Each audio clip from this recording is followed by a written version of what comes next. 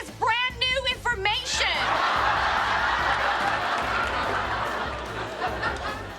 Welcome to MsMojo, and today we're counting down our picks for the top 10 craziest Friends fan theories. It has something to do with transponding. Oh, he's a transmonster.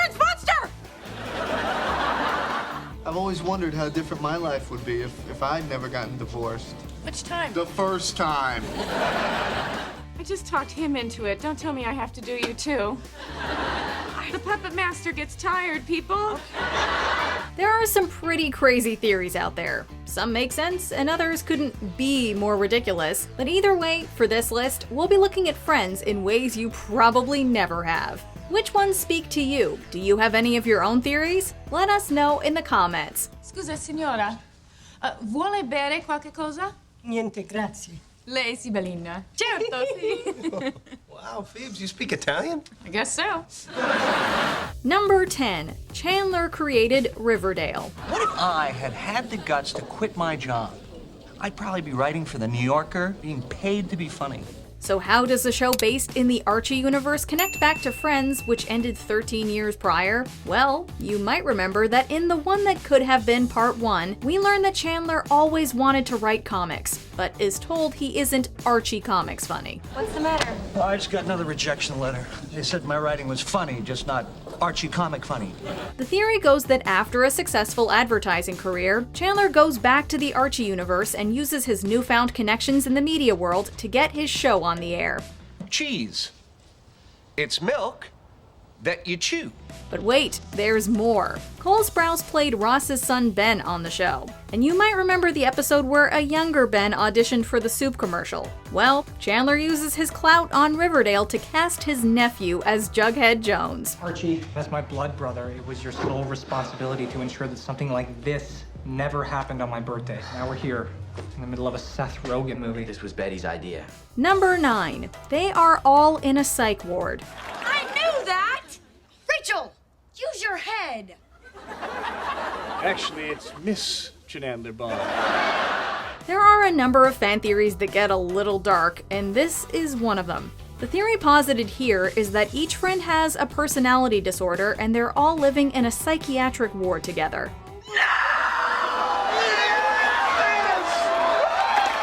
That's why all they do is go from one room, or rather apartment, to the other and spend so much time in Central Perk, which is the facility's cafeteria. We assume that means the field where they play football is green space made available to all patients. Some fans say that this theory also explains why the gang generally isn't very open to people outside of their group. They don't want anyone to take one of their friends away, or even out of the hospital.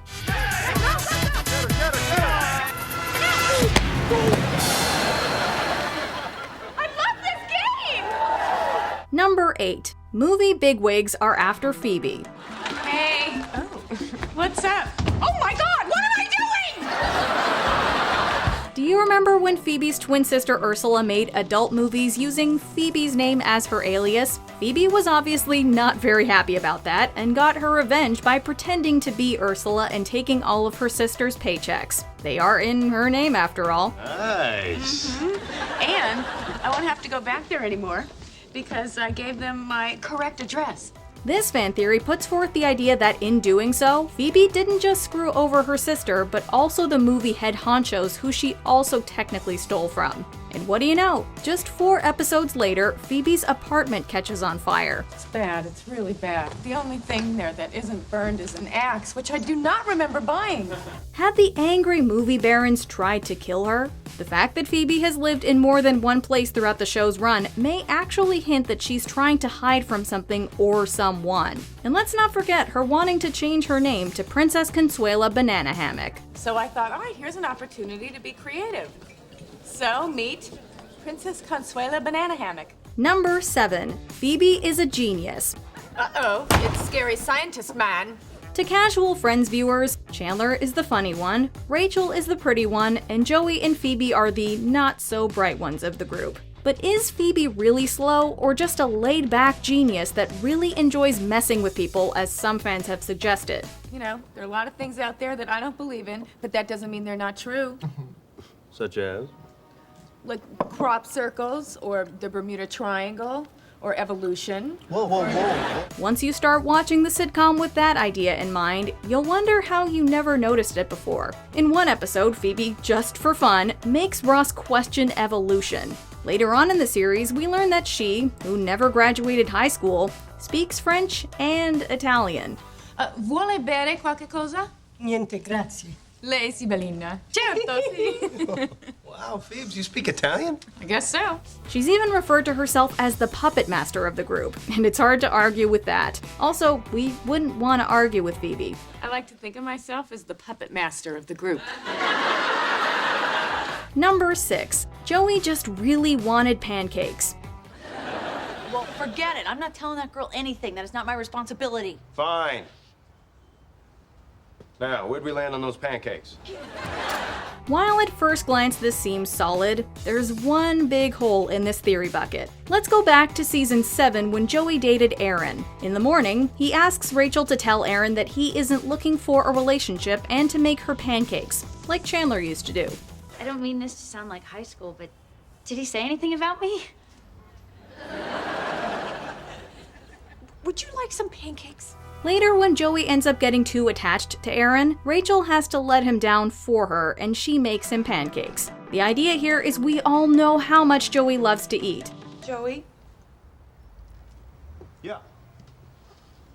do you want some pancakes? Finally. But since he can't cook, he used the money he earned from being on a soap opera to hire an actress to help con his roommate Rachel into making him pancakes. However, even if Joey can't cook, we did see that he can at least make pancakes in season 4.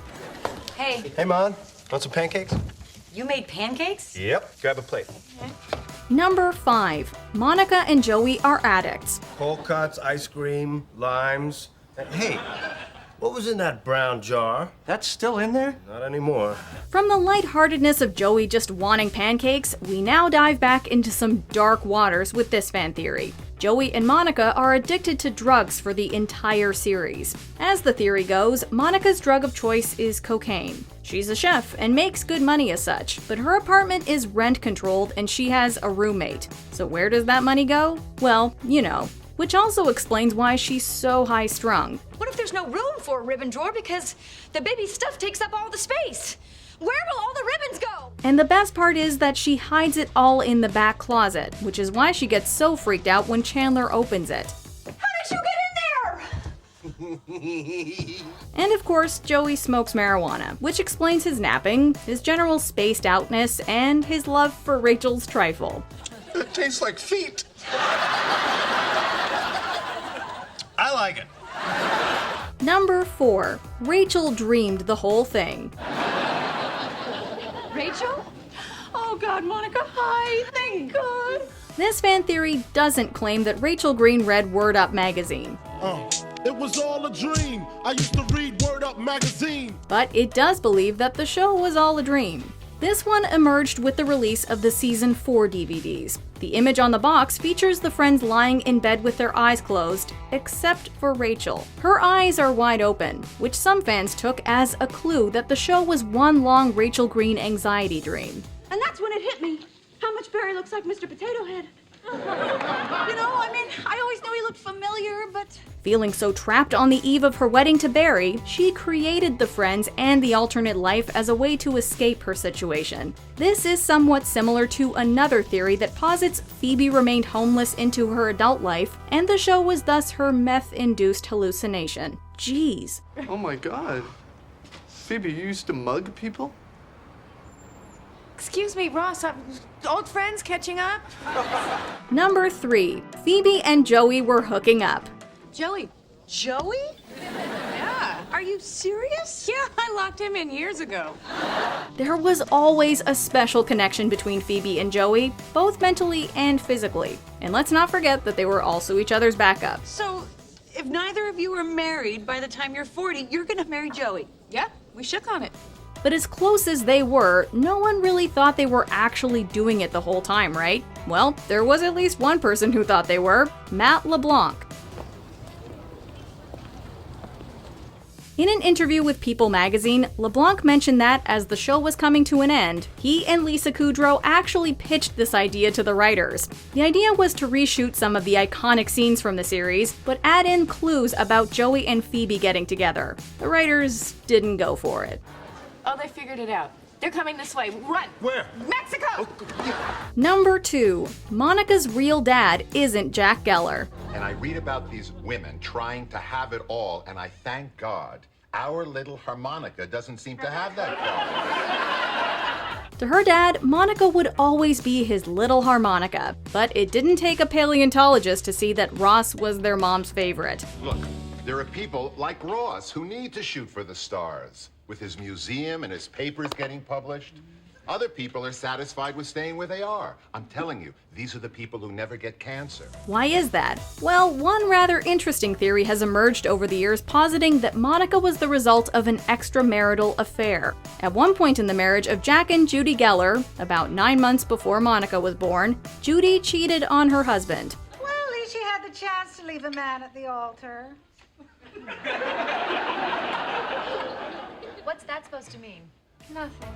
She never talked about it with anyone, but she did project her guilt and shame from the affair on the child that came from it. Thank you, Monica. That was, interesting. Wasn't it interesting, Jack? Why don't I remember this dog? Before we continue, be sure to subscribe to our channel and ring the bell to get notified about our latest videos. You have the option to be notified for occasional videos or all of them. If you're on your phone, make sure you go into your settings and switch on notifications. Number 1. The entirety of Friends is a flashback being recounted in the future. And I just won $1 million. This theory makes the claim that the entire show was just one big flashback. That in actuality, it's years in the future, and the gang are all sitting around telling stories about their younger days together in New York City. It's like all of my life, everyone has always told me, you're a shoe. You're a shoe, you're a shoe, you're a shoe. And then today I just stopped and I said, what if I don't want to be a shoe? This interesting theory is largely, if not completely, based on the names of the episodes. The one where, the one with, etc. would definitely seem to imply a story being told from some time in the future. Score! You suck.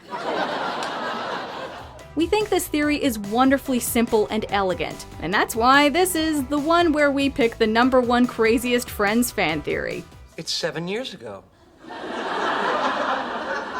My time machine works. Do you agree with our picks? Check out this other recent clip from MsMojo. And be sure to subscribe and ring the bell to be notified about our latest videos.